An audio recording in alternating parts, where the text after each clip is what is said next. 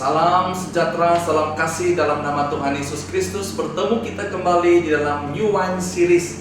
Hari ini saya akan berkongsi tentang bahasa roh ataupun bahasa lidah.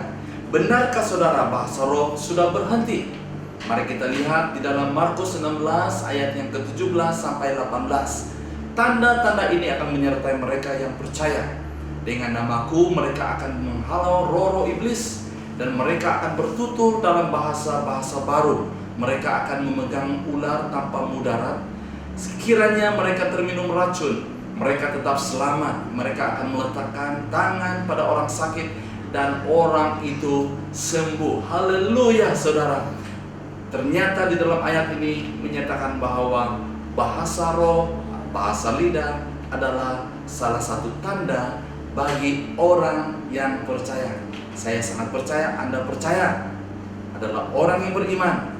Saya sangat percaya saudara Anda juga memiliki karunia bahasa lidah ataupun bahasa roh. Nah, kita melihat apakah bahasa lidah ataupun bahasa roh ini saudara dalam bahasa asli, bahasa Yunani, glossolalia, berarti saudara bahasa yang belum dipelajari sebelumnya. Bahasa roh ini adalah Alkitabiah dan bahasa yang berlaku sampai hari ini. Kita melihat dalam perjanjian baru ada 4 jenis bahasa roh. 2 daripadanya adalah untuk pelayanan awam, pelayanan di mana Anda sedang melayani seseorang ataupun sekumpulan orang. 2 lagi adalah untuk kegunaan pribadi. Nah, hari ini saudara kita akan belajar keempat jenis bahasa roh ini. Yang pertama, bahasa roh ini adalah sebagai tanda. Kita melihat di dalam 1 Korintus 14 ayat yang ke-22. Oleh itu, bertutur dalam lidah adalah tanda, bukan bagi orang yang percaya, tetapi bagi orang yang tidak percaya. Manakala nubuat adalah tanda, bukan bagi orang yang tidak percaya, tetapi bagi orang yang percaya. Apakah artinya bahasa roh itu? Adalah sebagai tanda bagi orang yang tidak beriman. Saya teringat saudara, suatu waktu saya pada suatu hari, pada beberapa tahun yang lalu saya menjemput seorang hamba Tuhan, seorang pastor berkhotbah di gereja saya. Ketika protokol dia menjemput, dia mengundang orang untuk datang ke depan untuk menerima Tuhan Yesus sebagai Tuhan dan Juru Selamat. Dan ada seorang perempuan, dia student, seorang pelajar. Waktu dia didoakan, dia mulai berbahasa asing ataupun berbahasa roh. Semasa makan hari saudara, pastor itu bertanya kepada saya, siapakah pelajar itu? Adakah dia seorang yang berbangsa Cina? Dan saya kenal perempuan itu, saya kenal student itu. Dia adalah seorang yang baru mengenal Tuhan, ya. Dan dia memberikan hidupnya kepada Tuhan. Dan saya tahu bahwa dia bukan seorang berbangsa Cina dan juga tidak pandai berbahasa Cina. Apa yang mengherankan, pastor itu berkata, waktu dia mendoakan dia, tiba-tiba student ini berbahasa Cina dengan sangat perfect sekali. Wow, saudara, ini adalah tanda. Bahasa roh adalah sebagai tanda. Nah, jelas saudara, bahasa roh ini telah dinyatakan pada hari Pentakosta. Murid-murid Yesus ketika itu yang tidak terlatih dan tidak terpelajar, tetapi mereka telah berkata dengan sempurna dalam bahasa-bahasa orang-orang Yunani yang datang dari merata dunia hari itu. Kita melihat bahwa itulah tanda dan mereka diselamatkan. Haleluya. Bahasa roh yang kedua adalah bahasa roh yang diberikan untuk ditafsir. Itu adalah bahasa roh yang diberikan untuk ditafsirkan. Itu sebenarnya adalah salah satu daripada 9 karunia Roh Kudus yang dinyatakan di dalam 1 Korintus. Ini adalah bahasa roh dalam kategori yang Paulus tanyakan soalan, apakah semua orang berbahasa roh? Nah, bahasa roh ini adalah bahasa surgawi di mana tidak ada bahasa sepertinya di bumi ini. Jenis bahasa roh ini saudara tidak boleh diterjemahkan, malah ia hanya dapat ditafsirkan. Sebab ia adalah bahasa surgawi. Mentafsir bahasa roh adalah salah satu kurnia roh yang diberikan oleh Tuhan. Kita melihat di dalam 1 Korintus 14 ayat yang kelima, aku suka jika kamu bertutur dalam lidah, tetapi aku lebih suka jika kamu bernubuat, karena orang yang bernubuat lebih membawa manfaat daripada orang yang bertutur dalam lidah, kecuali jika dia mentafsirkannya, apa yang dituturkannya itu untuk membina jemaat. Haleluya.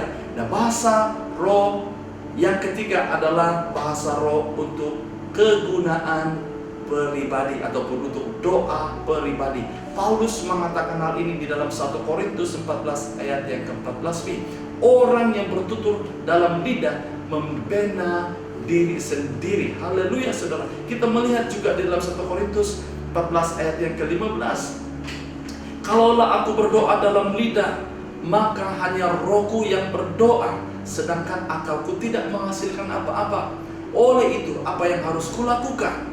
Aku akan berdoa dengan rohku dan akalku juga. Aku akan menyanyi dengan rohku dan akalku juga. Di sini Paulus membuat kesimpulan bahwa kita harus berdoa dengan roh dan juga dengan akal.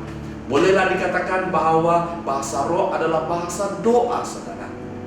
1 Korintus 14:2 mengatakan, siapa yang berkata-kata dalam bahasa roh tidak berkata-kata dengan manusia, tetapi kepada Allah. Nah, kita juga melihat dalam Yunus 20, tetapi kamu, saudara-saudaraku yang dikasih, teruslah usaha membina hidup yang berasaskan iman yang paling murni. Berdoalah dengan bimbingan Roh Kudus. Ternyata saudara, bahwa bahasa roh jenis yang ketiga ini adalah untuk doa pribadi. Nah, yang ini membawa saya kepada satu soalan. Bolehkah seseorang dipenuhi Roh Kudus dan tidak berbahasa roh? Apa jawabannya, saudara?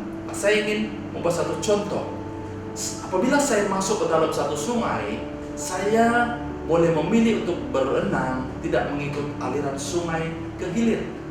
Sebab saya memilih untuk tidak menyerahkan kepadanya. Nah, dengan itu saudara, setiap orang yang telah dipenuhi Roh Kudus memiliki kebolehan untuk berbahasa roh.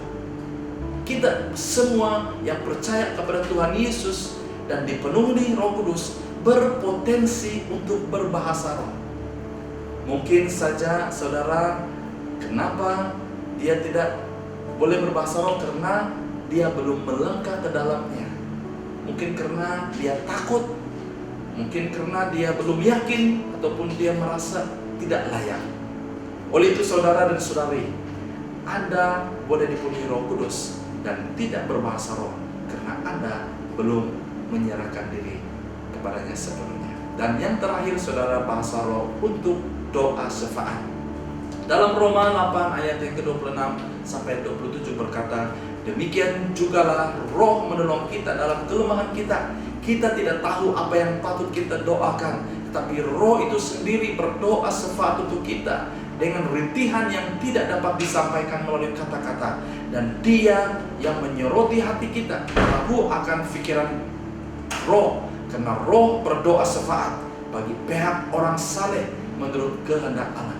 Nah, jelas di sini menyatakan bahwa bahasa roh yang keempat adalah untuk doa syafaat. Nah, saudara, kadang-kadang kita tidak tahu apa yang harus kita doakan.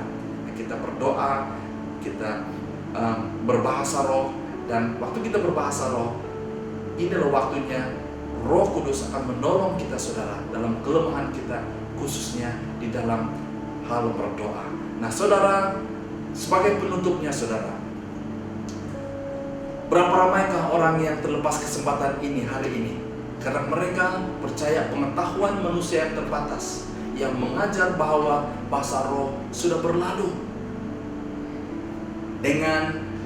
Dengarlah seruan dari hati Tuhan, saudara, yang dikatakan oleh Paulus dalam 1 Korintus 14 ayat 5. Aku suka supaya kamu semua berkata-kata dalam bahasa roh. Haleluya, saudara. Saya percaya Paulus diilhami oleh Roh Kudus untuk menuliskan hal ini. Tetapi pada penghujung 1 Korintus 14 ini, Paulus membuat satu kesimpulan yang sangat menarik. Dia mengatakan jika seseorang tidak mengindahkannya, janganlah kamu mengindahkannya. Dalam arti kata lain saudara, jika Anda tidak ingin memahami hal ini, Anda boleh terus tidak mengindahkannya. Cuma Anda terlepas dari satu kebolehan, maka keistimewaan yang luar biasa untuk berkomunikasi dengan Tuhan. Oleh itu, sebabnya Paulus mengatakan dalam 1 Korintus 14, janganlah melarang orang-orang yang berkata-kata dalam bahasa roh. Haleluya saudara. Saya mengakhiri dengan satu ayat firman Tuhan dalam 1 Korintus 13 ayat yang ke-8 sampai ke-10. Kasih tidak akan luput, nubuatan-nubuatan akan berakhir, bahasa-bahasa akan berhenti, dan ilmu pengetahuan akan lenyap, karena pengetahuan dan nubuat kita tidak sempurna. Setelah yang sempurna datang, maka yang tidak sempurna akan disingkirkan. Haleluya, mari kita berdoa.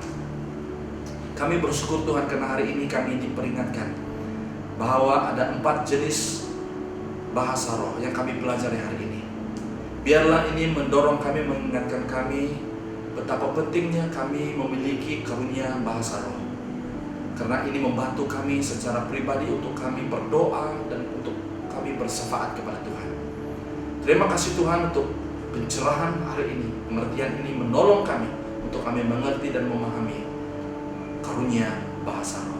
Terima kasih Tuhan, di dalam nama Tuhan Yesus kami berdoa dan mengucap syukur.